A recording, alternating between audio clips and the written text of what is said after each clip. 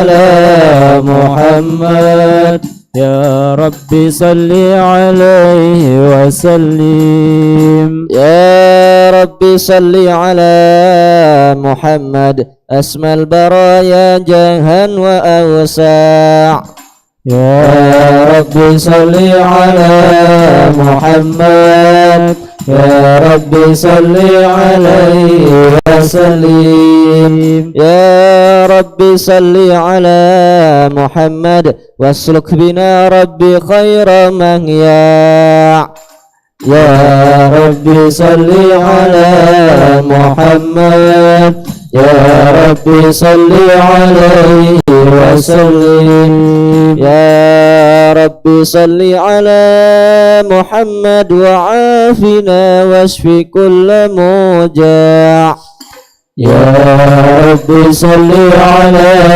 محمد يا ربي صل عليه وسلم يا ربي صل على محمد وأصلح القلب واعف وانفع يا ربي صل على محمد يا ربي صل عليه وسلم يا ربي صل على محمد واغفر المعادي واصرف ورداع يا ربي صل على محمد يا ربي صل عليه وسلم يا ربي صل على محمد يا ربي صل عليه وسلم يا ربي صل على محمد يا ربي صل عليه وسلم يا ربي صل على محمد نحل في حسنك الممنع يا ربي صل على محمد يا ربي صل عليه وسلم يا ربي صل على محمد ربي رضى عنا رضاك الأرفع يا ربي صل على محمد يا ربي صل عليه وسلم يا ربي صل على محمد واجعل لنا في الجنان مجمع يا رب صل على محمد يا رب صل عليه وسلم يا رب صل على محمد يا رب صل عليه وسلم يا ربي صل على محمد يا ربي صل عليه وسلم يا ربي صل على محمد يا ربي صل عليه وسلم يا ربي صل على محمد يا ربي صل عليه وسلم يا ربي صل على محمد رافق بنا خير خلقك جماع يا ربي صل على محمد Ahmad ya Rabbi salli alaihi wa sallim ya Rabbi salli ala Muhammad ya Rabbi salli alaihi wa sallim ya Rabbi salli ala Muhammad ya Rabbi salli alaihi wa sallim. Assalamu alaika zainal anbiya'i.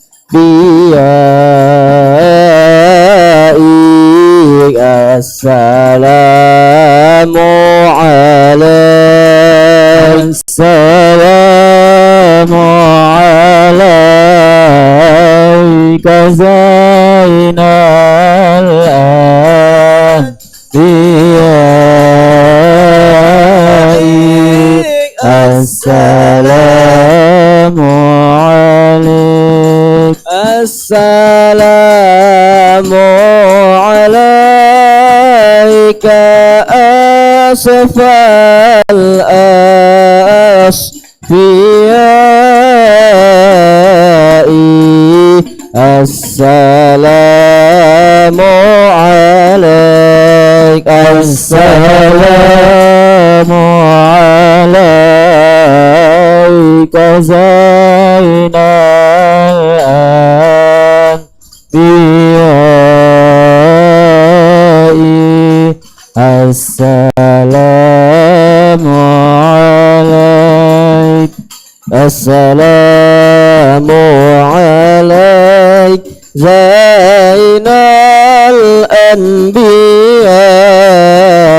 Assalamu alaik atqal atqiya. Assalamu alaik zainal anbiya. Assalamu alaik atqal atqiya. Assalamu alaik Ahmad ya habibi. Assalamu alaik Taha ya tabibi. Assalamu alaik Ahmad ya habibi. Assalamu alaik Taha ya tabibi. Assalamu alal musyafa'i mil qiyamah. Assalamu alaik. Assalamu alaik. Assalamu alaik zainal anbiya. Assalamu alaik atqal atqiya. Allahumma salli wa sallim wa barik alaihi wa ala alihi. أعوذ بالله من الشيطان الرجيم. بسم الله الرحمن الرحيم. إنا فتحنا لك فتحا مبينا ليغفر لك الله ما تقدم من ذنبك وما تأخر ويتم نعمته عليك ويهديك صراطا مستقيما وينصرك ينصرك الله نصرا عزيزا لقد جاءكم رسول من أنفسكم عزيز عليه ما عنتم حريص عليكم بالمؤمنين رؤوف رحيم يا رحيم فإن تولوا فقل حسبي الله لا إله إلا هو عليه توكلت وهو رب العرش العظيم عظيم إن الله وملائكته يصلون على النبي يا أيها الذين آمنوا صلوا عليه وسلموا تسليما اللهم صل وسلم وبارك عليه وعلى آله اللهم صل وسلم وبارك عليه وعلى آله صلى الله عليه. الحمد لله الذي هدانا بعبده المختار من دعانا صلى الله عليه إليه بالإذن وقد نادانا لبيك يا من دلنا وحدانا صلى الله عليه. صلى عليك الله بارئك الذي بك يا مشفع خصنا وحبانا صلى الله عليه مع آلك الأطهار معدن سرك الأسمى فهم سفن النجاة حمانا صلى الله عليه وعلى صحابتك الكرام همات دينك أصبحوا لولائه عنوانا صلى الله عليه والتابعين لهم بصدق ما حدا حاد المودة هيج الأشجانا صلى الله عليه. والله ما ذكر الحبيب لدى المحب إلا وأضحى والها نشوانا صلى الله عليه. أين المحبون الذين عليهم بذلوا النفوس مع النفائس هانا صلى الله عليه. لا يسمعون بذكر طه المصطفى إلا بإن تعشوا وأذهب رانا صلى الله عليه. فاحتاجت الأرواح تشتاق اللقاء وتحن تسأل ربها الرضوانا حال المحبين كذا فاسمع إلى سير المشفع وارغف الآذان صلى الله عليه. وانست إلى أوصاف طه المجتبى واحضر لقلبك يمتلئ وجدانا يا ربنا صل وسلم دائما على حبيبك من إليك دعانا اللهم صل وسلم وبارك عليه وعلى آله.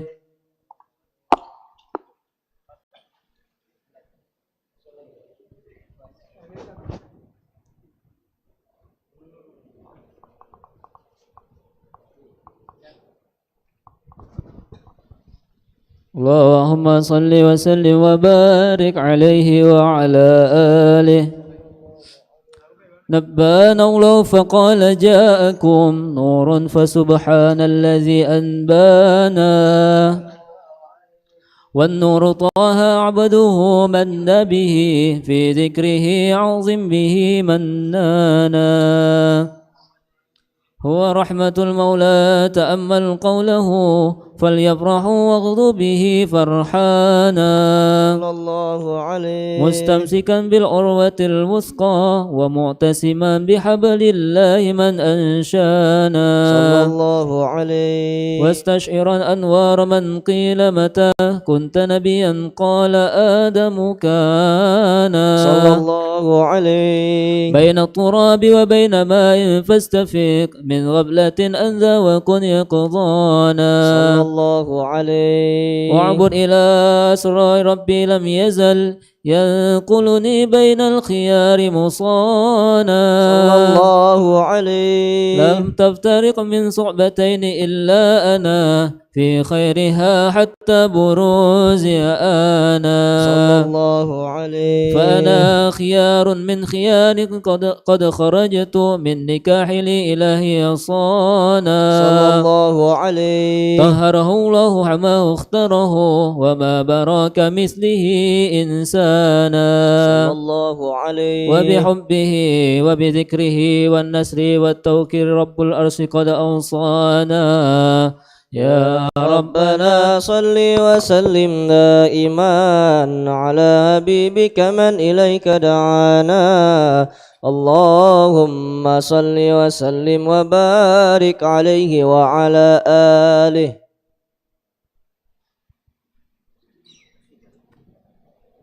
اللهم صل وسلم وبارك عليه وعلى آله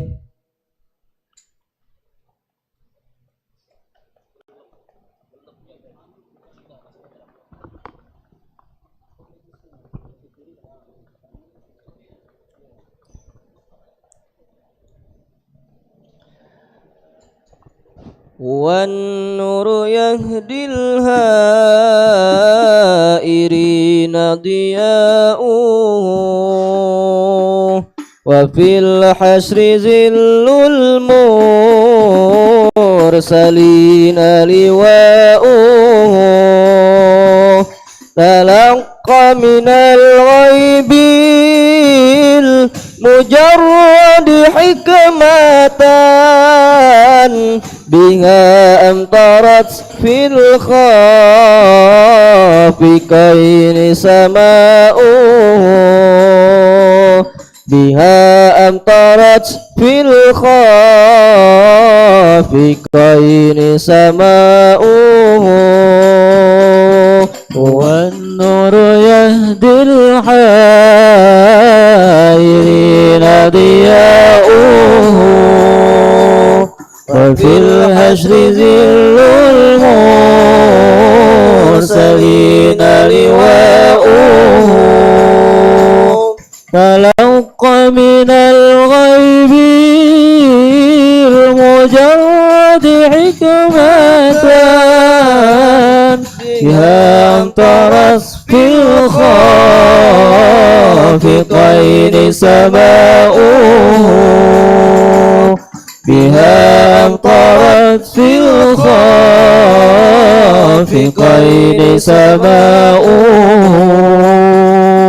ومشهود أهل الحق منه لطائف ومشهود أهل الحق منه لطائف تخبر أن الماد والشوشاؤه تخبر أن الماد والشوشاؤه والنور يهدي الحائرين ضياؤه وفي الحشر ذل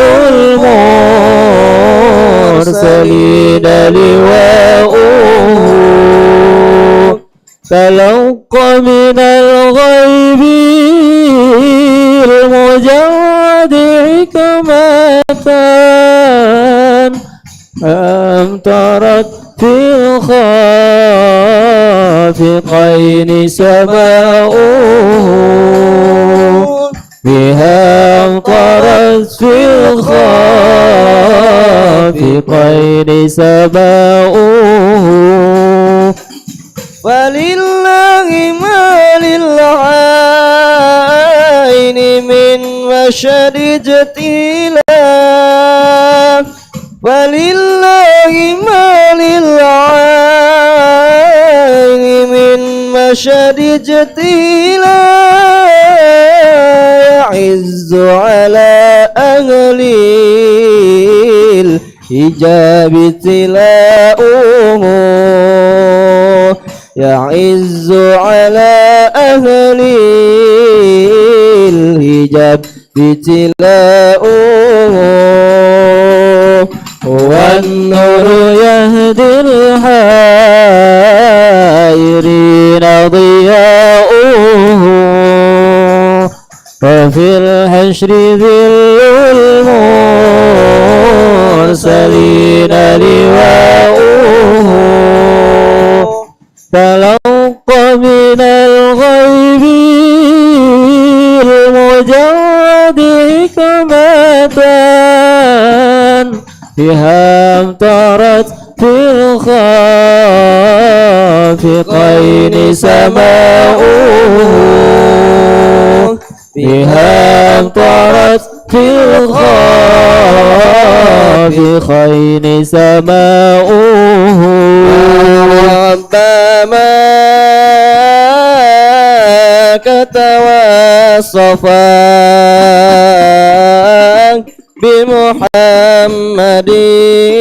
bimuhammadin irfir lana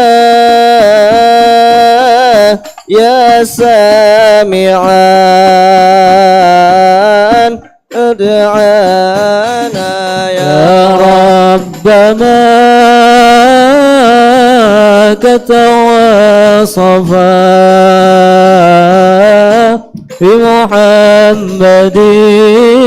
bimuhammadin ighfir lana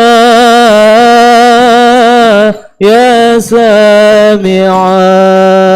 sami'an bidu'ana ya rahilan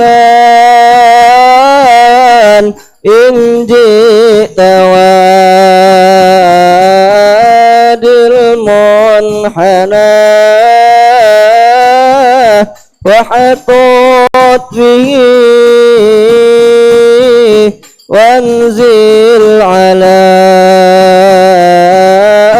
tanzilina ya rabbana katawassafa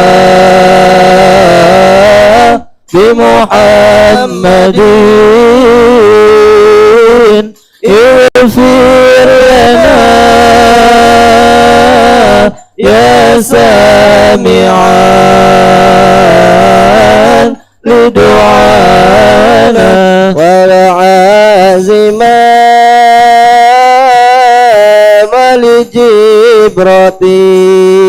lijibratin hallu bihi wanshud fu'ad dan do'afi zaka alfina rabbama katawassafa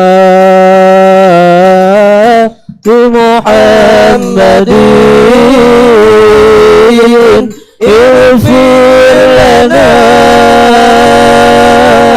ya sami'an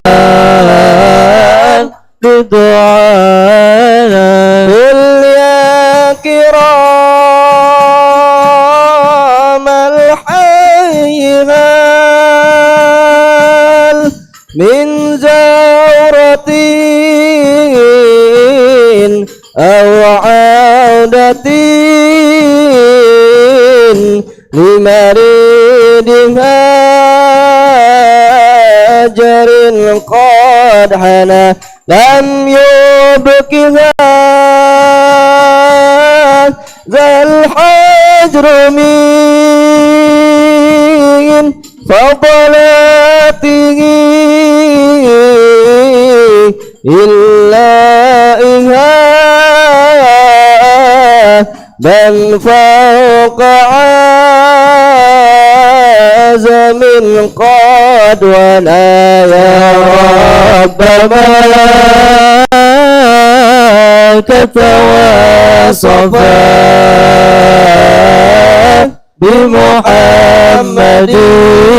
bimuhammadin ighfir lana سامعا لدعانا.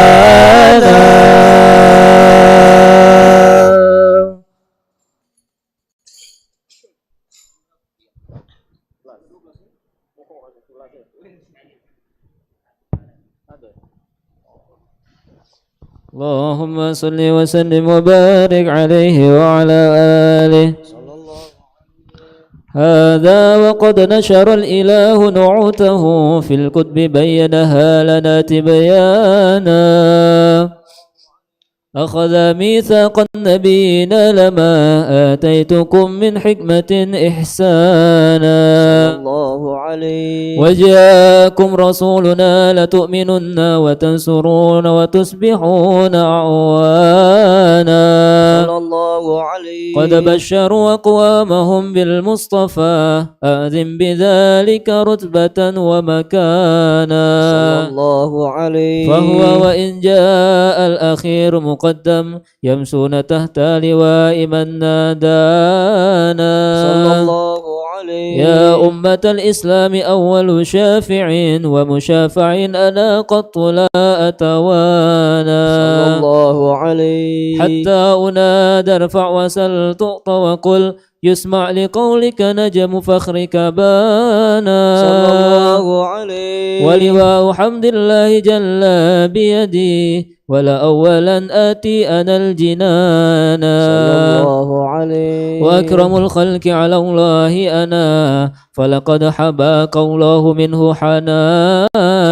صلى الله عليه. ولسوف يعطيك فترضى جل من معط تقاصر أن أعطاه نهانا. صلى الله عليه. بالله كرر ذكر وصف محمد كيما تزيح عن القلوب الرانا.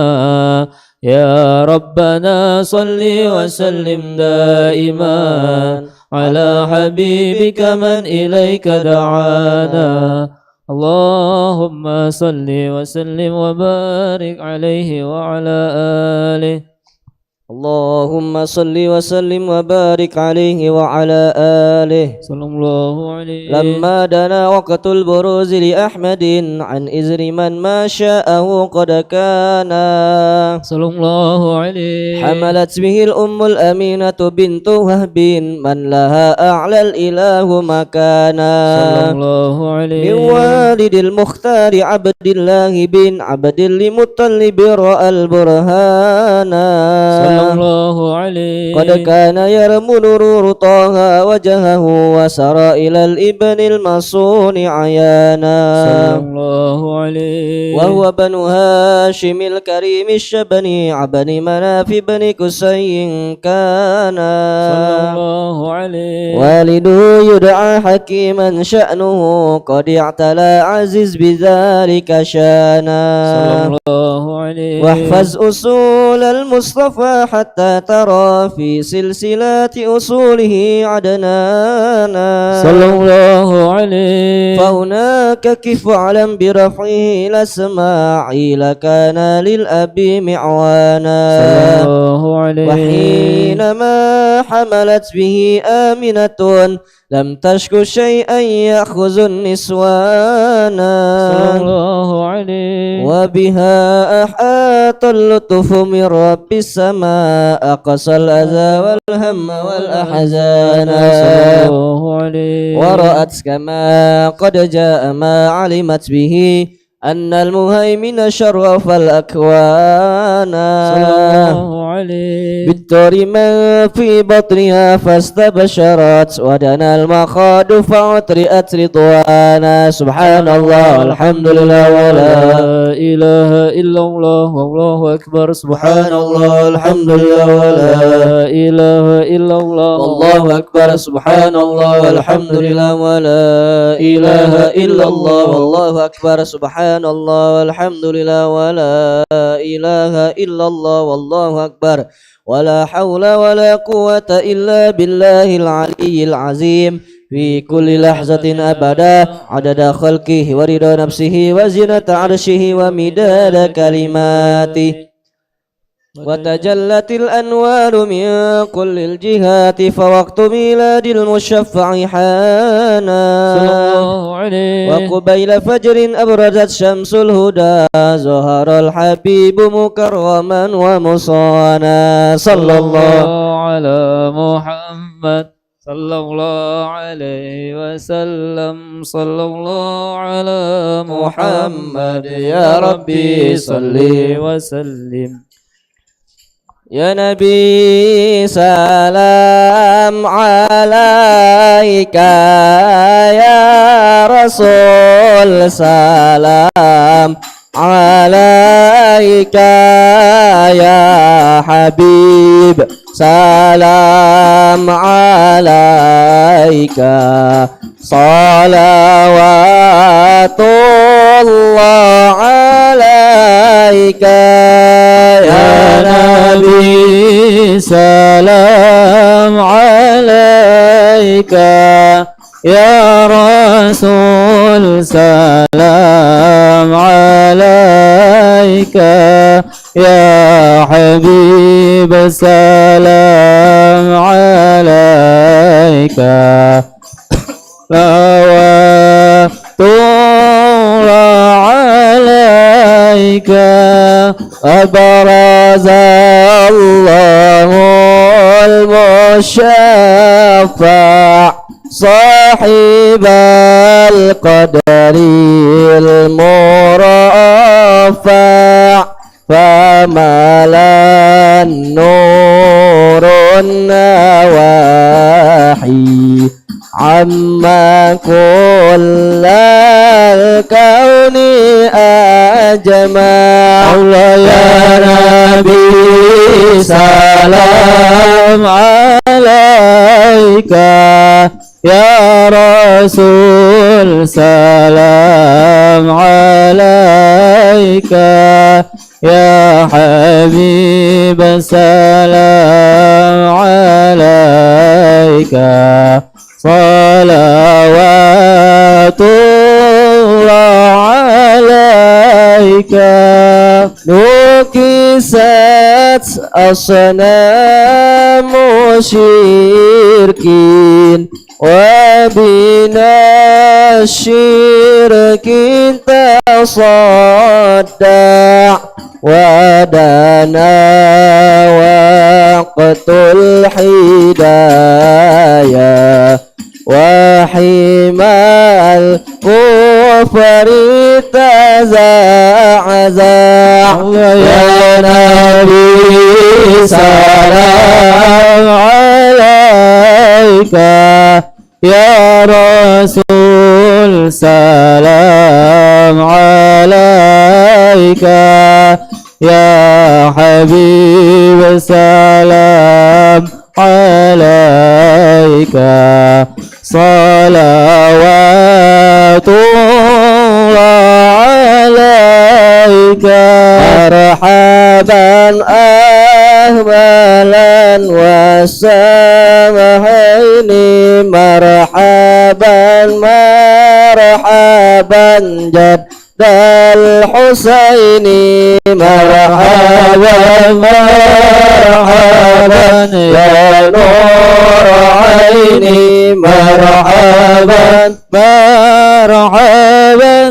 جد الحسين مرحبا فلا أنت فتسجد مرحبا وتنادى الشفاع تشفع مرحبا مرحبا يا نور عيني مرحبا مرحبا جد الحسين مرحبا من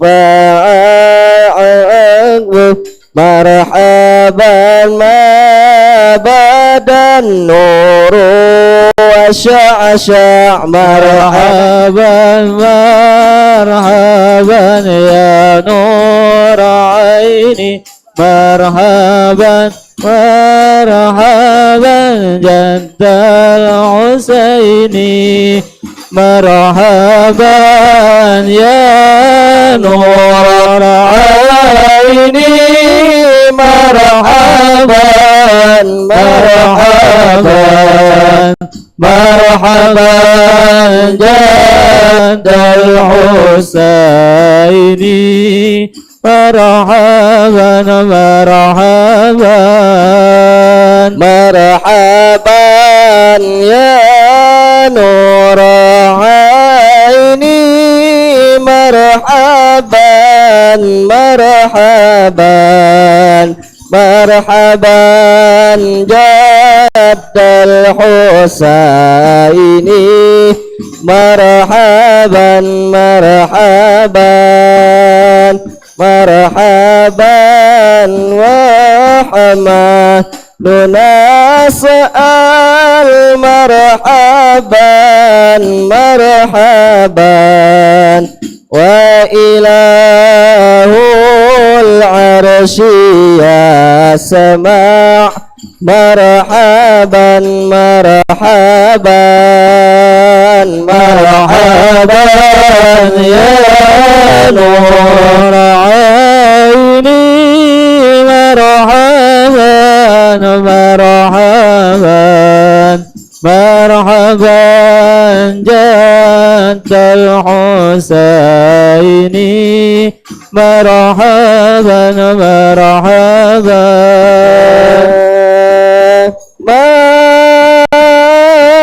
مرحبا يا مرحبا يا نور عيني مرحبا جد الحسين مرحبا مرحبا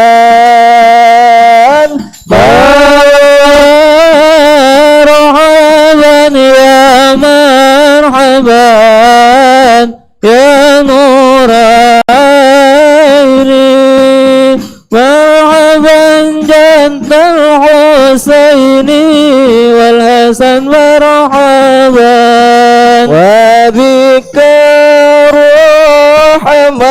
رحمننا سأل وإله العرش يسمع يا عزيم المن يا رب شملنا بالمصطفى جماع طلع البدر علينا من ثنيات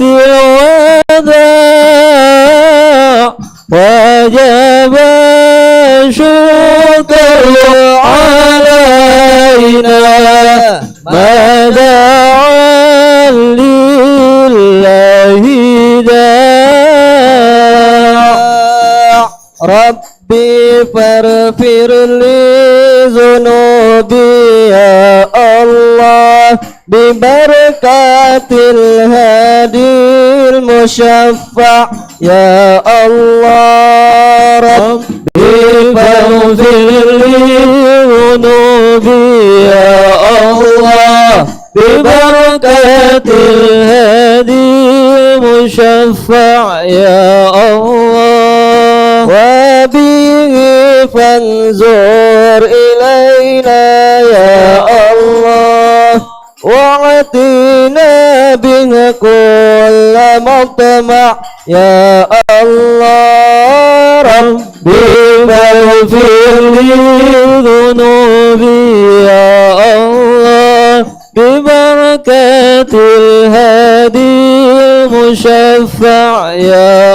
الله وكفينا كل البلايا يا الله وادفع الآفات وارفع يا الله ربي فاغفر لي ذنوبي يا الله ببركة الهادي المشفع يا الله واسقنا يا رب سنة بحياها الطالية ما وختمي العمر بحسنى وحسيني العقبى ومرجع صلى الله على محمد مرحبا صلى الله عليه وسلم مرحبا صلى الله على محمد مرحبا صلى الله عليه وسلم مرحبا وصلاة الله يشاء من له الحسن تجمع أحمد الطغرى وآله والصحابة ما سنشاء صلى الله على محمد مرحبا صلى الله عليه وسلم مرحبا صلى الله على محمد مرحبا يا رب صل عليه وسلم مرحبا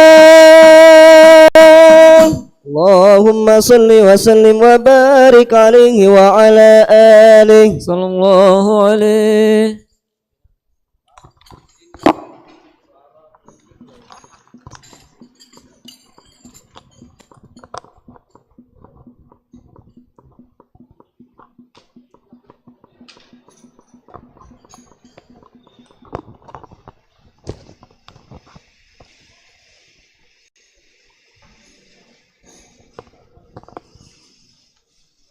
Maju.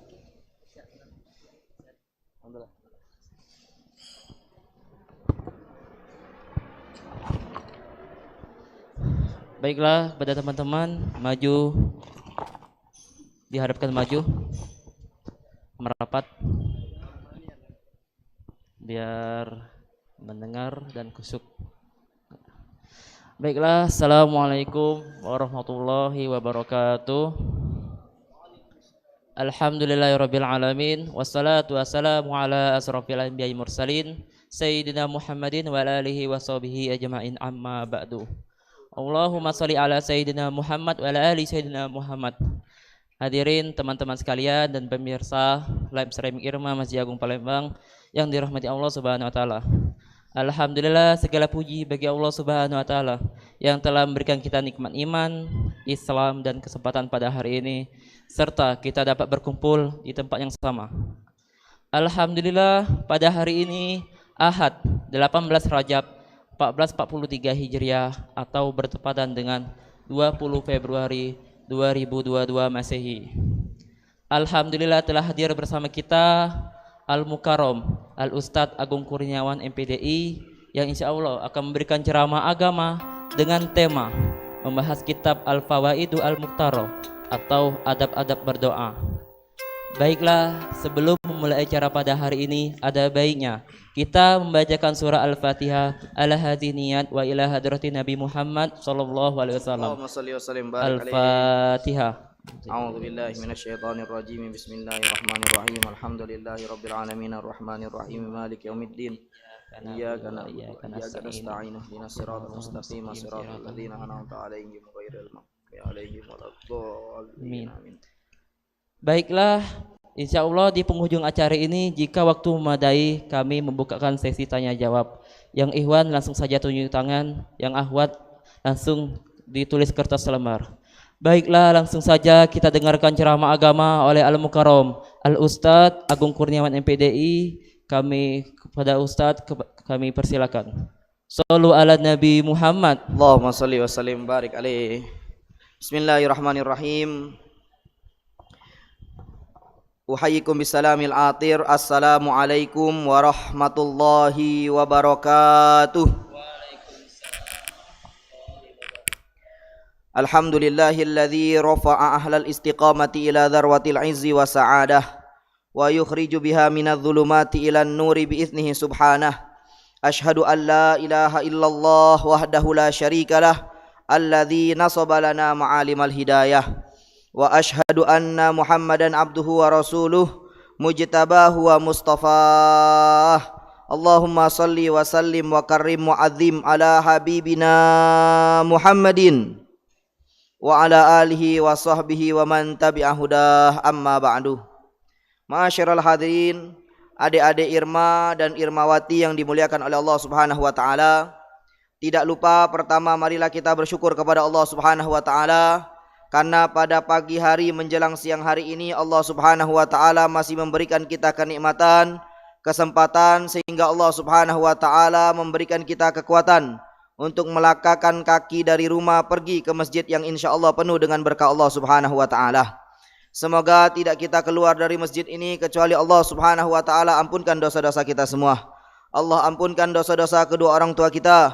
Allah ampunkan dosa-dosa guru-guru kita. Allah ampunkan dosa-dosa orang-orang yang kita cintai, dan semoga tidak kita keluar dari masjid yang mulia ini kecuali Allah Subhanahu wa taala bimbing kita, berikan kita hidayah taufik sampai akhirnya Allah Subhanahu wa taala meninggalkan kita semua dalam keadaan husnul khatimah. Amin ya rabbal alamin. Sesuai dengan firman Allah Subhanahu wa taala, innama ya'muru masajidallah man amana billahi wal yaumil akhir wa aqamas salata wa ataz zakah wa lam yakhsha illallah fa'asa ulaika ay yakunu minal muhtadin. Kata Allah dalam Al-Quran, sesungguhnya yang pacak memakmurkan masjidku hanyalah orang-orang yang beriman. Dia tetap melaksanakan solat, mendirikan solat, menunaikan zakat, dan tidak takut kecuali kepada Allah. Merekalah orang-orang yang diharapkan oleh Allah Subhanahu wa taala mendapat petunjuk dari Allah Subhanahu wa taala. Hadirin Irma Irmawati yang dimuliakan oleh Allah Subhanahu wa taala, salawat beserta salam semoga selalu senantiasa tercurahkan kepada junjungan alam, Nabi yang kita nanti-nantikan syafaatnya di hari kiamat kelak. Siapa lagi kalau bukan Nabi kita, Nabi besar Muhammadin sallallahu alaihi wasallam. Allahumma salli wa sallim ala sayyidina wa maulana Muhammadin adada ma fi ilmillahi salatan daimatan bidawamil mulkillahi. Semoga salawat yang kita baca pada siang hari ini menjadi musabab Allah Subhanahu wa taala mengumpulkan kita semuanya, kedua orang tua kita, guru-guru kita, orang-orang yang kita cintai dengan Nabi besar Muhammadin sallallahu alaihi wasallam. Amin ya rabbal alamin. Hadirin Irma Irmawati yang dimuliakan oleh Allah, tidak lupa ingin saya sampaikan kepada kita semua bahwasanya kita di sini bukan duduk di sembarang tempat, tapi duduk di majelis ilmu, di mana Rasul sallallahu alaihi wasallam termasuk apa yang didemeni oleh baginda sallallahu alaihi wasallam, yakni orang-orang yang duduk di majelis ilmu. Bahkan Rasul sallallahu alaihi wasallam pernah bersabda, "Idza marartum birriyadil jannah farta'u." Wa ma hiya riyadil jannah ya Rasulullah? Qala majalisul ilmi wa fi riwayah majalisuz zikri. Hadis ini mungkinlah beberapa kali saya ucapkan di sini agar memotivasi kita untuk duduk di majelis taklim. Jangan tinggalkan majelis taklim. Sampai hari kiamat kagek pun kita tetap hati kita di majelis taklim. Wong-wong yang duduk di majelis taklim insya Allah di hari kiamat akan dikumpulkan bersama baginda sallallahu alaihi wasallam dan orang-orang yang senang juga duduk di majelis taklim. Maka saya menghimbau pada adik-adik irma-irmawati yang dimuliakan oleh Allah, pertama harus istiqomah menghadiri kuliah duha ini. Susah payah kakak-kakak tingkat atau kakak-kakak irma-irmawati ini menyediakan fasilitas untuk kita belajar di sini. Sebelumnya ada mu'alim padil ngajarkan fikih, kage ada kholaqah tahsinul Quran. Selepas itu juga ada pengajian umum. Dari awal sampai akhir kita bahas di kitab Fawaidul Muhtaro tentang adab-adab. Yang pertama kita pernah bahas tentang adab seseorang kepada orang tuanya. Adab seseorang kepada orang yang lebih tua darinya. Adab solat sudah kita bahas. Adab baca Quran sudah kita bahas. Nah sekarang kita bahas adab-adab berdoa kepada Allah Subhanahu wa ta'ala. Masalah kita amal ke tidak kita amal ke itu urusan belakang. Yang penting kita duduk dulu di sini. Bagus, alhamdulillah kalau picak kita amal ke. Soalnya ilmu ni nak diamal ke. Bukan sekedar duduk weh. Wong pacak kalau duduk di sini. Ya. Tapi tidak seluruh wong pacak ngamalkan. Duduk di sini mulia. Mengamalkan ilmu yang kita dapat dari sini itu jauh lebih mulia. Al ilmu bila amalin kasyajar bila thamar. Ilmu kalau tidak diamal ke bagaikan pohon yang tidak berbuah. Dia setinggi tak, serimbang tidak, cuma tak berbuah, tak katik manfaatnya. Maka saya menghimbau pada adik-adikku sekalian, duduk di sini niatkan nuntut ilmu dan mengamalkan ilmu tersebut. Kalau ada kawan kita ajak ke majelis ini. Ada adik kita ajak ke majelis ini. Ada kakak kita ajak ke majelis ini. Bila perlu bapak kita ajak ke sini. Nah, kalau dia galak kalau tak galak dah salah. Kumpul dengan budak-budak muda. Biasanya bapak-bapak ada majlisnya dewek lah. Malu bapak-bapak umur 50 duduk di sini. Paling besar togok berarti. Hadirin yang dimuliakan oleh Allah, hari ini kita membahas tentang adab berdoa. Jadi setiap amalan yang diberikan oleh Allah ke muka bumi ini pasti ada adabnya kalau. Allah menurunkan syariat puasa, ada adab berpuasa. Ada adab berpuasa. Allah menurunkan syariat solat, ada adab bersolat. Adab solat itu ada. Tidak basing-basingnya. Tidak basing-basing. Allah menurunkan syariat infak sodakoh, ada adab-adab infak sodakoh itu. Di antaranya barang yang terbaik, barang yang kita demeni, dan tercelah bagi kita ngasih barang yang kita beda demen dengan barang itu. Ada pisang bagus, tidak kita kasih. Nunggu bosok baru kita kasih. Maka ini bukan adab di dalam infak sodakoh namanya. Ma itu juga doa ini ada adabnya. Sekarang ini kan wong ngasak kendak baik kadang. Sudah solat mecul. Tidak lagi berdoa. Memang doa solat itu di dalam solat itu doa. Solat itu bacanya doa galau. Fatihah itu mengandung doa juga. Bismillahirrahmanirrahim. Dengan menyebut nama Allah yang Maha Pengasih, Maha Penyayang. Alhamdulillahirabbil alamin. Segala puji bagi Allah, Tuhan semesta alam. Ar-Rahmanir-Rahim, Maha Pengasih, Maha Penyayang. Maliki Yaumiddin, yang mengerajai hari akhir. Iyyaka na'budu wa iyyaka nasta'in. Kepadamulah kami menyembah dan kemudian kami meminta pertolongan. Baru kita lanturkan doa kita. Ihdinas siratal mustaqim. Tunjukkanlah kami jalan yang lurus. Ini doa kalau nih. Maka baginda sallallahu alaihi wasallam di antara adab doa itu nganjurkan puji dulu Allah. Ajak surah Fatihah itu kan memuji Allah dulu. Baru kita masukkan omongan itu. Nah itu juga berdoa. Memuji Allah, bersolawat kepada Nabi, baru berdoa. Alhamdulillahirabbil alamin. Allahumma salli wa sallim ala Sayyidina Muhammadin wa ala ali Sayyidina Muhammad. Baru berdoa, ya Allah, ampunkanlah dosa hamba. Doa. Kita acting boleh tak berdoa? Boleh. Acting pecah nangis. Tapi memang kita tu nak nangis tak baca. Cuma acting ke baik. Tapi kalau depan wong actingnya itu. Tapi kalau depan Allah, kata masalah. Kita tak baca nangis. Belum baca kita berdoa menangis itu. Kita ni doa nangis tu kalau ada masalah. Baru nangis baca. Kalau tidak katik masalah, mana pernah gitu. Amin, amin, amin, amin, amin. Balik sudah ya. Jarang gitu. Kalau guru-guru kami itu doa itu memang benar-benar niat meminta kepada Allah Subhanahu Wa Taala. Sungguh-sungguh bahwa kita pengen doa itu dikabulkan oleh Allah Subhanahu Wa Taala. Ada pun wong doa yang letoy-letoy itu tangannya ke bawah. Amin, amin, amin, amin. Itu tidak berniat nak dikabulkan oleh Allah itu. Nah, sekaligus juga kadang kepanjangan gino yang mimpin doa tuh kan. Dari mak ini gitu tuh. Mak ini turun dari amin, amin, amin. Lah kepanjangan gino doa setengah jam. Kalau nak doa dewean tak apa-apa setengah jam Tapi kalau disuruh mimpin doa sedang-sedang baik. Jangan panjang igo, jangan gino pendek igo Sedang-sedang baik. Kalau panjang ido kesingan nengok mak tua, wak tua. Amin, amin. Payo cung, kesel cung. Tangan ini cung. Kalau dewean terselala Hadirin yang dimuliakan oleh Allah Subhanahu Wa Taala. Dan berdoa ini bagian dari ibadah.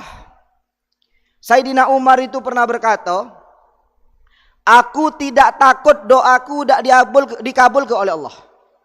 Saya ulang nih, aku tidak takut doaku tidak dikabulkan oleh Allah, kata Sayyidina Umar.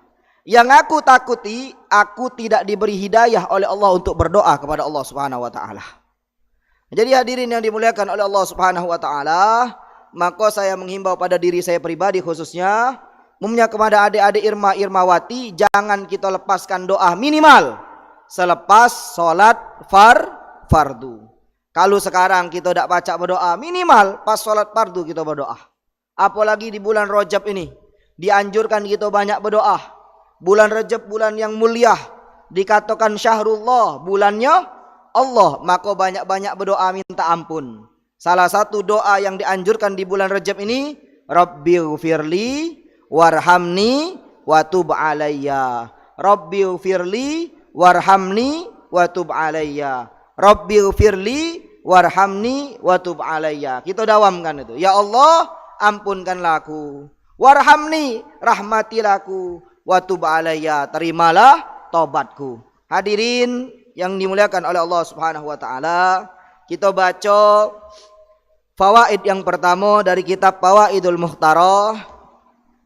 Rafa'a ba'dhum ihda yadayhi inda du'a fasami'a hatifa yaqulu law rafa'ta kila yadayka la astujibat da'watuka au mahadha ma'dahu.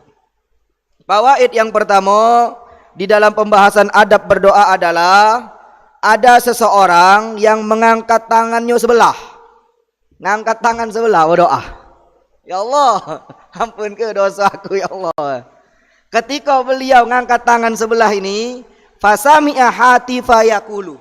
Dia mendengar di kupingnya ada ada pembicaraan, ada perkataan. Apa perkataannya? Lau rafa'ta kila yadaika la astujibat da'watak. Kalaulah engkau angkat tanganmu sikok lagi. Artinya dua ikut ngangkat tangan, maka akan dikabulkan doamu. Artinya doa itu nak serius. Adab yang pertama yang diajarkan di kitab ini, doa itu harus serius.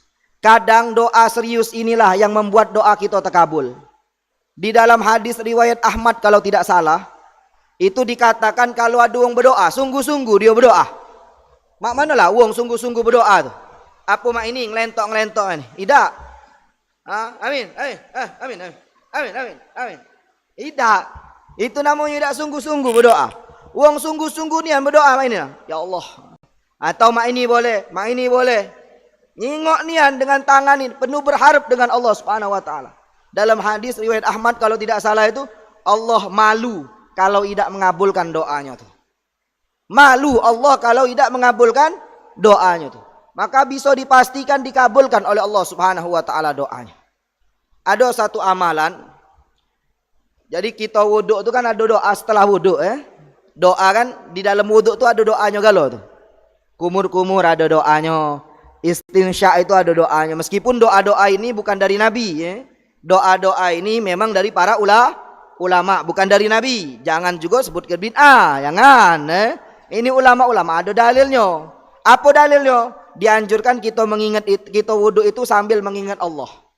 Uang yang wudu sambil mengingat Allah dari ujung rambut sampai bawah yang tidak tersentuh apa namanya wudunya tidak tersentuh bajunya, itu Allah lunturkan dosa-dosanya. Tapi kalau uang berwudu tidak sambil mengingat Allah, itu diampunkan dosanya apa yang kena banyu baik. Apa yang kena banyu baik. Ini di dalam kitab syarah hadis Jibril. Maka kita berwudu itu dianjurkan sambil mengingat Allah. Nah ulama membuat doa-doa di situ. Ada pas kita basuh tangan, Allahumma a'tini kitabi biyamini wa hasibni hisabai yasira. Allahumma harrim sya'ri wa basyari ala nar. Allahumma fukka raqabati minan nar. Allahumma sabbit qadami ala siratil mustaqim. Itu kan doa galau. Tapi sekali lagi saya sampaikan, doa-doa yang dalam wudu ini bukan dari Nabi, tapi dari ulama-ulama kita. Apal alhamdulillah, tidak hafal doa basingnya jadilah. Pas nyuci muka, set, ya Allah ampunkanlah dosa mata aku ni Allah. Banyak uang ku jingok auratnya ya Allah. Itu apalagi lanang ini, cak kalian lah balik galau ni. Saya yakin itu. Kalau nyingok yang bening dikit langsung berkedip. Nah, ada feeling. Padahal kita ngadep ke depan itu. Ngadep ke depan gitu. Tidak ngadep ke samping tidak. Tahu ada betina lewat belagak, langsung feeling seorang lanang itu. Artinya kalian tuh normal. Tapi kalau sudah ngadep mak ini kalian jingok terus, selama itulah berdosa. Tapi kalau kalian tundukkan pandangan, ini baru pemuda yang sejati ini. Sa'labah bin Abdurrahman kalian jadi. Tapi jarang ini hari terjelit matanya. Kadang nyingok juga nah, tidak dikedip ke. Ngapo ngedip ke kedua mata berdosa. Jadi nyingok tu lah. Alhamdulillah di Irma Masjid Agung, ini memang secara syariat nih, cewek di belakang, cowok di depan. Dikasih tabir pula. Kalau kalian kuliah di kampus macem-macem, tidak khusuk belajar itu, apalagi kalau di mall bukan nak berbelian, nak nyingok wong. Apalagi Ramadan ini jago mata, jangan tidak jago. Mulai dari sekarang kita nundukkan pandangan. Ghaddul bashar, bukan maddun nazar. Kita tundukkan pandangan. Ada yang ini tunduk ke, meskipun belum sanggup kita itu. Tak apa-apa, tunduk ke baik. Ada waktunya kalian dapat seseorang yang memang kalau kalian jingok berpahala, bukan berdosa. Untuk sekarang jingok be dulu yang berpahala. Hadirin yang dimuliakan oleh Allah Subhanahu wa taala, sampai mana tadi? Sampai mana kita tadi? Berdoa harus serius. Jadi berdoa kita memang harus serius nian. Nah, di dalam wudu itu ada doa-doa. Itu doa dari. Nah, setelah wudu, kalau kita sempurnakan, sudah sempurna wudu, kata Nabi SAW, sudah engkau sempurnakan wudu itu, engkau ngadep kiblat. Ngadep kiblat. Di mana kiblat kita? Misalkan di sana, kita ngadep kiblat. Setelah itu ngangkat tangan, benar-benar ngangkat tangan tuh. Nah, ngangkat tangan tuh benar-benar. Nah, ini, nah, itu kiblat kita, angkat tangan, berdoa gitu. Asyhadu an la ilaha illallah wa asyhadu anna Muhammadar Rasulullah. Allahumma ja'alni minat tawabin wa ja'alni minal mutatahhirin wa ja'alni min ibadikas salihin. Subhanakallahumma wa bihamdik, asyhadu an la ilaha illa anta, astaghfiruka wa atubu ilaik. Wa sallallahu ala sayyidina Muhammadin wa ala alihi wa sahbihi wasallam. Walhamdulillahi rabbil alamin. Maka uji Nabi, uang yang mak itu dibukakan 8 pintu surga. 8 pintu surga itu dibukakan, dia terserah nak masuk surga yang mana. Nah, jadi kadang adab berdoa ini membuat kita terhormat di dunia dan di akhirat Allah Subhanahu wa taala. Hadirin yang dimuliakan oleh Allah Subhanahu wa taala. Fawaid yang kedua, ruwiya an Musa radhiyallahu sallallahu alaihi wasallam ra'a rajulan yad'u wa yatadarra'u fi hajati faqala ya rab law kanat hajatuhu biyadi laqadaituha fa uhiyallahu ilaihi ya Musa in lahu ghanaman wa in qalbahu inda ghanamihi wa ana la astujibu du'a'u abdin yad'uni wa qalbahu inda ghairi.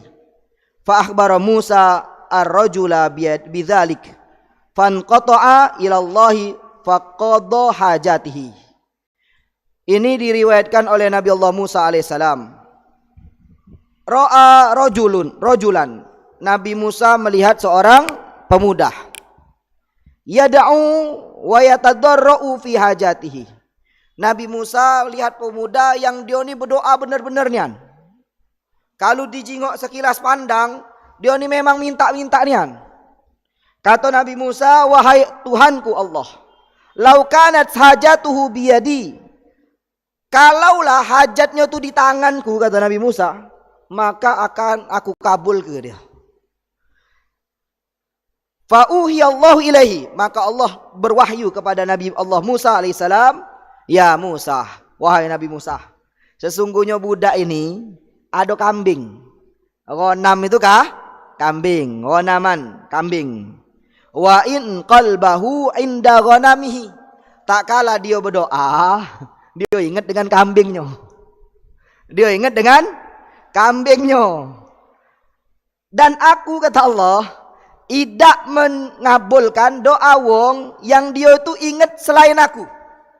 Wa qalbuhu inda ghairihi, hatinya itu selain aku.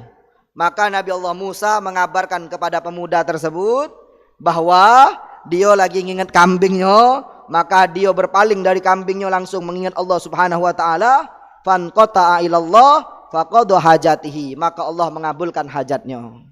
Jadi adab yang kedua nih, kalau kita berdoa fokus. Jangan ingat siapa, kecuali memang minta nian dengan Allah. Kita berdoa, ya Allah, ampunkanlah dosa-dosa hamba ya Allah. Ya Allah, luluskanlah hamba ni tes PNS ya Allah. Cuma dia ingat dengan mamangnya di Diknas. Ada ini, mamangnya ada kuasa, misal ke? Dia ingat dengan mamangnya, tak bakalan Allah kabul ke doa itu. Atau ya Allah, luluskanlah hamba tes masuk universitas ya Allah. Tapi dia ingat dengan rektor itu. Rektor itu bapak dia misalnya. Maka tidak dikabulkan oleh Allah. Tidak berkah doanya. Maka doa dengan Allah, murni hati kita itu terpaut minta kepada Allah. Tak katik yang bisa nolong kecuali Allah. Tak katik bisa mengabulkan kecuali Allah. Jangan ingat yang lain. Minta apa misalkan kita dengan Allah? Ya Allah, minta bini ya Allah, misal ke baik nih, gayanya baik. Tapi kalau saya nih bahaya berdoa sama itu, lokak balik ke rumah beributan. Kalian ya Allah minta bini ya Allah, cuma kalian ingat dengan sikap ustad tuh nak jodoh ke dengan kalian, tak usahlah dulu. Memang minta dengan Allah Subhanahu wa taala. Ini salah satu adab yang berdoa yang sering kita lalai ke kadang. Kadang kita berdoa tuh ingat di mana-mana. Jangan berdoa, solat baik kita kemana-mana pikiran kita. Tidak ingat Allah kita solat itu. Kadang ingat duit kita solat itu. Mungkin sudah pernah dengar itu. Ada orang solat bawa duit 20.000. Solat itu kan bagian dari doa juga. Karena isi dalam solat itu doa kalau. Kita bacaan ini, Rabbi ufirli warhamni warfa'ni wajiburni wahdini wa'afini wa'fu anni. Doa juga itu kan. Banyak doa dalam solat itu. Maka kalau kita dalam solat tidak ingat Allah, berarti kita tu secara tidak langsung tidak kati adab. Kalau uang ahli tasawuf, mereka yang tidak solat secara khusyuk, dia nganggap solatnya tidak sah. Ini lain magom, Jangan kalian, tidak khusyuk solat ini, solat lagi, tidak khusyuk sampai mati, tidak khusyuk terus gitu nih. Imam Romli itu solat khusyuk umur 40 tahun kurang lebih, tapi memang beliau riyadhah. Maka kita dianjurkan setelah solat itu berdoa, minta kekhusyuan dalam solat. Ya Allah, berikanlah hamba kenikmatan di dalam solat ini, kekhusyuan di dalam solat ini. Kadang kita tuh solat ya sekedarnya baik, ngilangkan kewajiban. Bawa duit 20.000 cak tadi tuh, Allahu Akbar. Manalah duit 20.000 tuh. 10.000 ku beli ke minyak motor. 10.000-nya di manalah? Karena kita tak galak batal solat tadi. Akhirnya kita ngikuti gerakan solat. Set, dak kate duit di kantong ini. Pas rokok, megang kantong yang sini. Allahu Akbar. Kate juga hal gitu. Pas i'tidal, sami Allahu liman hamida. Diayunkan dikit, kantong belakang. Kate juga rupanya. Sampai selesai solat gitu. Baru ketahuan duit 20.000 tuh. Assalamualaikum warahmatullahi. Assalamualaikum warahmatullahi. Ya Allah, ku belikan nasi padang. Aduh. Nah, untuk kita nih belajar husuk jadilah terutama di dalam doa. Harus husuk di dalam doa. Harus husuk di dalam doa. Benar-benar nih kita minta kepada Allah. Ingat adik-adikku, kata Sayyidina Umar, ini motivasi kita untuk berdoa. Yang tadi di awal sudah saya sampaikan. Aku tidak takut doaku tidak dikabul oleh Allah. Yang aku takuti, aku tidak diberi hidayah oleh Allah untuk berdoa kepada Allah Subhanahu wa taala. Ini memotivasi kita untuk berdoa. Hadirin yang dimuliakan oleh Allah, fawaid yang selanjutnya. An Ja'far As-Siddiq radhiyallahu an qol, man hazanahu amrun faqala khamsa marrat Rabbana anjahu Allahu mimma yakhafu wa a'tahu ma arada. Jadi ini amalan dari Sayyidina Ja'far radhiyallahu an. Apa amalannya? Man hazana, kalau kalian sedih, kita sedih, amrun atau ketakutan lah, sedih atau takut, maka kata beliau baca 5 kali Rabbana Rabbana Rabbana Rabbana Rabbana. Apa fawaidnya? Anjahullahu mimma yakhafu wa atahu ma aradah. Maka Allah akan hilangkan kesukaran kalian, Allah akan hilangkan ketakutan kalian, dan Allah kabulkan apa yang kalian pinta. Jadi beliau Sayyidina Ja'far ngomong seperti ini ada dalilnya. Apa dalilnya? Dalilnya di surah apa ini? Di surah Al-Imran ayat 190 sampai 195. Saya bacakan sedikit dalilnya. A'udzubillahi minasyaitonirrajim. Bismillahirrahmanirrahim. Inna fi khalqis samawati wal ardi wa ikhtilafil laili wan nahari laayatin liulil albab alladzina yadhkuruna Allaha qiyaman wa qu'udan wa 'ala junubihim wa yatafakkaruna fi khalqis samawati wal ardi Rabbana ma khalaqta hadza batilan subhanaka faqina adzabannar. Ini Rabbana yang pertama. Rabbana yang kedua, Rabbana innaka man tudkhilin nar faqad ahzaitah wa ma lidh-dhalimina min ansar. Rabbana yang kedua. Rabbana yang ketiga, Rabbana innana sami'na munadiyan yunadi lil imani an aminu bi rabbikum fa amanna. Rabbana yang keempat, Rabbana faghfir lana dhunubana wa kaffir anna sayyiatina wa tawaffana ma'al abrar. Rabbana yang kelima, Rabbana wa atina ma wa'adtana ala rusulika wa la tukhzina yaumal qiyamah innaka la tukhliful mi'ad. Langsung ayat ini pastajaba lahum rabbuhum ila akhir ayat. Ini dalilnya. Karena ada 5 Rabbana. Maka secara tidak langsung kalau kita ngomong Rabbana Rabbana Rabbana, baca ayat ini, minta pertolongan dari Allah Subhanahu wa taala. Kalau kita sedih, misalkan lagi sedih, apa baik kesedihan kita? Misalkan kita sedih apa? Masalah kita ndak kati duit, takut ndak kati duit misalkan. Sedih hati kita, ya Allah. Bacalah Rabbana Rabbana Rabbana Rabbana Rabbana 5 kali. Sedih kita ketakutan, apa yang membuat kita takut misalkan? Takut sakit misalkan. Ya Allah, pecahnya ini sesak napas, Omikron ini. Baca baik itu. Rabbana Rabbana Rabbana Rabbana Rabbana 5 kali. Ini bisa kita amal ke. Bisa kita amal ke. Begitu juga kalau sudah sholat itu kan ada wiritan. Subhanallah 33 kali. Alhamdulillah 33 kali. Allahu Akbar 33 kali. Ini secara tidak langsung kita membaca Asmaul Husna. Ngapa? Karena di dalam Asmaul Husna itu sudah diklasifikasikan oleh ulama 33 menyebutkan kesempurnaan Allah. 33 menyebutkan kemurahan Allah. 33 menyebutkan kebesaran Allah Subhanahu wa taala. Maka wong yang sudah sholat baca Subhanallah, subhanallah, subhanallah 33 kali. Alhamdulillah, alhamdulillah, alhamdulillah 33 kali.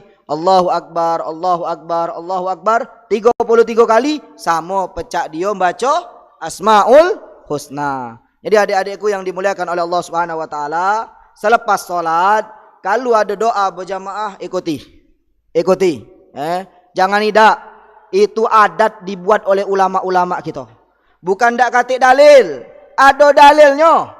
Ada dalilnya. Alladzina yadhkurunallah, wong-wong yang menyebut Allah Subhanahu wa taala, rami-rami menyebut Allah Subhanahu wa taala. Banyak dalil-dalil masalah itu.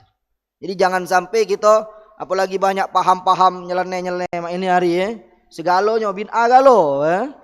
Kiai lama kita dulu kan bukan basing-basingnya membuat adat itu. Tidak basing, berilmu galo. Kiai Azhari berilmunya luar biasa, malahan punya karomah. Kiai Marogan, oh siapa yang tidak tahu dengan beliau?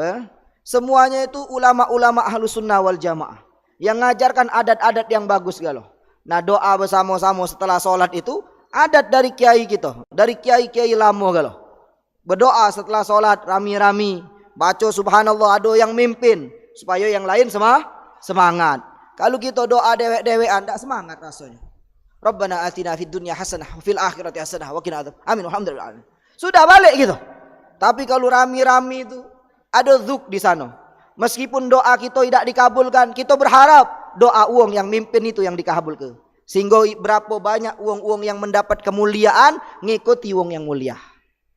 Ngikuti uang yang mulia. Kita solat dewean, saya tidak yakin solat kita diterima oleh Allah. Tidak yakin. Banyak dosa. Solat ngundur-ngundur. Tapi kalau berjamaah pasti diterima oleh Allah. Kalau tidak diterima imamnya, makmumnya masih ada. Kalau di makmum itu ada Nabi Khidir yang ikut solat. Kalau di makmum itu ada wong yang soleh, yang warok, yang jago makanannya di hal-hal yang haram, maka kita mengikut juga kemuliaan di sana. Kalaulah makmumnya itu tidak katik juga, maka solat berjamaah itu penyebab solat kita diterima oleh Allah Subhanahu wa taala. Maka adik-adikku yang dimuliakan oleh Allah, jangan kita tinggalkan solat berjamaah. Sudah solat berjamaah, ikuti wiridnya. La ilaha illallah wahdahu la syarikalah, lahul mulku wa lahul hamdu yuhyi wa yumitu wa huwa ala kulli syai'in qadir. 10 kali sudah subuh sampai maghrib dijaga oleh Allah. Pas maghrib baca itu juga. La ilaha illallah wahdahu la syarikalah, lahul mulku wa lahul hamdu yuhyi wa yumitu wa huwa ala kulli syai'in. Sampai subuh dijaga oleh Allah. Artinya wong yang baca itu dalam penjagaan Allah Subhanahu wa taala. Sudahnya itu kita baca Allahumma ajirna minan nar. Kalau matannya itu Allahumma ajirni minan nar. Ya Allah, jauh ke aku dari neraka Allah Subhanahu wa taala. Bukan ndak katik dalil itu. Dalilnya dari sahabat Nabi. Nabi bertanya dengan sahabat Nabi. Ada si kok sahabat Nabi berdoa yang cak itu. Jadi di zaman Nabi ada Abu Nawas juga. Abu Nawas itu kan terkenal cerdik. Nah ini sahabat Nabi ini berdoa. Uji Nabi, wahai sahabatku, ngapung kau doa itu? Ngapung kau doa minta jauhkan dari neraka? Wahai Nabi, katanya, aku ini tidak banyak hafalan. Tidak banyak hafalan. Ini sekelas Nabi, bukan sekelas sahabat, bukan sekelas kita. Kita kalau ngomong, aku ini tidak banyak hafalan, memang tidak banyak nian. Ini kalau sekelas sahabat Nabi ngomong tidak banyak hafalan, berarti letengannya itu letengan sahabat Nabi. Standarnya itu standar sahabat Nabi. Kalau ada sahabat Nabi ngomong, aku ini tidak banyak sedekah, itu letengannya letengan Sayyidina Abu Bakar, letengan Sayyidina Umar, wong-wong yang banyak sedekah. Tapi kalau cak kita ngomong, aku ini tidak banyak sedekah, memang tidak banyak nian sedekah. Nah, ini sahabat Nabi ngomong, aku ini tidak banyak hafalan. Bukan berarti hafalannya cak kita nih, banyak hafalannya tuh. Tapi dibandingkan sahabat-sahabat Nabi yang lain mungkin lebih sedikit. Maka aku nih ngerasa tidak pantas masuk surga. Jadi aku berdoa untuk dijauh kebaya dari neraka. Ada kan syair Abu Nawas itu, Ilahi las tulil firdaus si ahlan. Itu wala benar tak ini syairnya? Aku ala naril jahimi itu fahabli taubatan waghfir dzunubi. Nah, kurang lebih itulah Ya Allah, aku tidak pantas masuk surga tapi aku tidak sanggup masuk neraka Nah, kurang lebih itu. Bahasa sahabat Nabi itu ya Rasul, apalan aku ni dikit tak pantas masuk surga. Jadi aku berdoa untuk minta jauh dari neraka. Kata Rasul, ketika engkau berdoa itu neraka jawab. Neraka jawab. Apa uji neraka? Allahumma ajirhu minni. Ya Allah, jauhkanlah dia dari aku. Nah, ini galak kita tinggal ke? Kita tidak tahu. Kadang kita tidak usuk juga. Oh macam cak galak cak tidak itu baca doa itu. Jelas kan ya? Allahumma ajirna minan nar. Allahumma ajirna minan nar. Kalau rami-rami, kalau dewean Allahumma ajirni minan nar. Selepasnya itu juga kita galak baca ayat kursi. Allahu la ilaha illa huwal hayyul qayyum. Sampai akhir. Pesan dari almarhum Allah yarham Syekh Ali Jabir. Kata Syekh Ali Jabir, kalian nak ninggalkan wirid apa be selepas solat silahkan. Pacak dilakukan di tengah jalan. Tapi selepas solat jangan tinggalkan baca ayat kursi. Kalau tidak salah manfaatnya itu Allah pasti masukkan wong itu ke surga Allah Subhanahu wa taala dan dimeninggalkan dalam keadaan husnul khotimah. Nah, ini keutamaannya besar luar biasa. Ngapo kita dak galak duduk selepas solat, duduklah dengan. Tak nyampe, saya yakin tak nyampe 20 menit. Benar tak? Imam itu baca wirid itu tak nyampe 20 menit. Kadang kita tak katik gawe ni kan, sudah keluar dari masjid, buka rokok. Ini mana afdolnya? Tak katik irah untuk berdoa kepada Allah Subhanahu wa taala.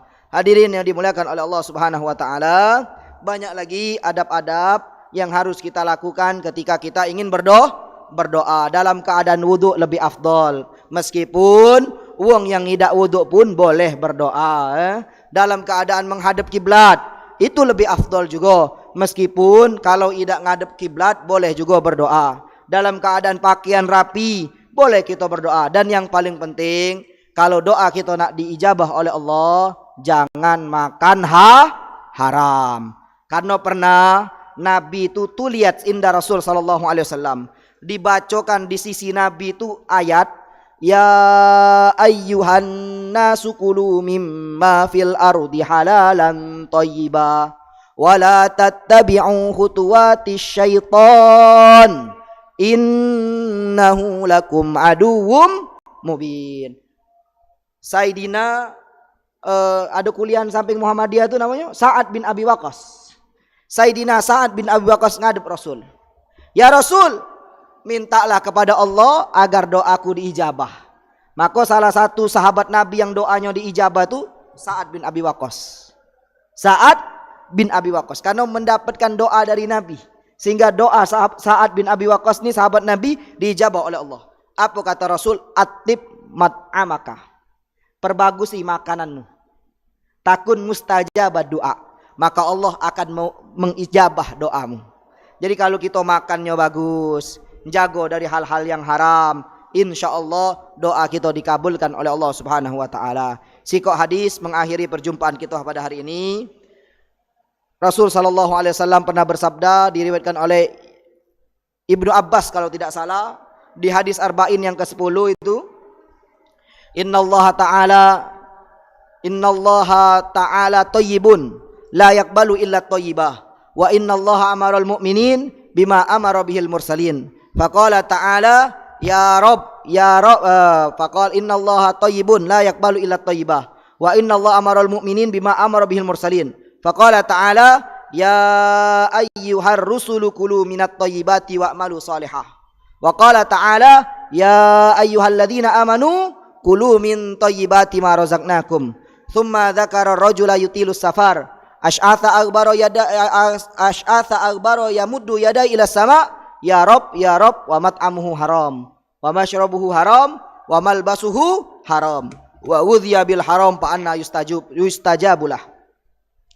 Rasul bersabda, sesungguhnya Allah itu baik, tidak menerima amalan kecuali amalan yang baik. Dan sesungguhnya Allah memerintahkan uang muslim dengan apa yang diperintahkan kepada para nabi. Allah berfirman, wahai sekalian para nabi, makanlah yang baik-baik dan berbuat baiklah. Allah berfirman pada uang muslim, wahai sekalian orang beriman, makanlah yang baik-baik, yang halal-halal dari apa yang kami rezekikan kepadamu. Kemudian Nabi bercerita, ada seorang pemuda yang rambutnya ni kusam, badannya kumel, ngangkat tangan ke langit, berdoa, ya Rob, wahai Tuhanku, wahai Tuhanku. Wa mat'amuhu haram, makanannya ni makanan yang haram. Wa mashrabuhu haram, minumannya minuman yang haram. Wa malbasuhu haram, yang dipakainya juga haram. Wa ghudhiya bil haram, dia memakai tumbuh dari hal-hal yang haram. Fa anna yustajabu lah, maka bagaimana doanya akan diijabah oleh Allah Subhanahu wa taala. Tapi yakinlah, wong yang berdoa sungguh-sungguh pasti diijabah oleh Allah. Siapa seorang muslim yang dia berdoa kepada Allah tanpa berbuat dosa dan tanpa memutuskan silaturahim, pasti dia mendapat 3 dari Allah. Pertama, imma doanya langsung dikabulkan oleh Allah. Yang kedua, imma doanya ditahan oleh Allah, kaget dikabulkan. Bisa jadi tahun depan, bisa jadi tahun yang akan datang, bisa jadi untuk anak cucung-cucung kita. Kita kadang berdoa, ya Allah jadikanlah aku hafid Quran, rupanya sampai mati tak jadi-jadi kita. Anak cucung kita rupanya ada hafid Quran, itu berkat doa kita. Duduk kita di sini kemungkinan besar juga doa nenek-nenek kita dulu. Ya Allah, karuniailah aku cucung-cucung yang galak ke majelis taklim. Tidak didoa, nenek kita anggaplah tidak sempat majelis taklim, begawe pagi, siang, malam, nyangkul apa-apa, akhirnya kita yang duduk di majelis taklim. Berapa banyak doa yang mati. Yang ketiga, kata Rasul sallallahu alaihi wasallam, diriwayatkan oleh Imam Ahmad kalau tidak salah, yang ketiga, imma doanya ini penghalang dia dari penghalang dia dari azab atau penghalang dia dari musibah, setara dengan doanya. Yakin, berusaha berdoa setiap solat, jangan lupa berdoa kepada Allah, dan doakan setiap sudah solat wong tua kita, guru-guru kita, orang-orang yang kita cintai. InsyaAllah dengan doa itulah Allah Subhanahu wa ta'ala muliakan kita di akhirat Allah, di dunia terutama di akhirat Allah Subhanahu wa ta'ala. Amin ya rabbal alamin. Ini yang bisa disampaikan, semoga bermanfaat. Masih ada waktu kurang lebih 15 menit lagi. Siapa yang nak bertanya disilahkan. Halal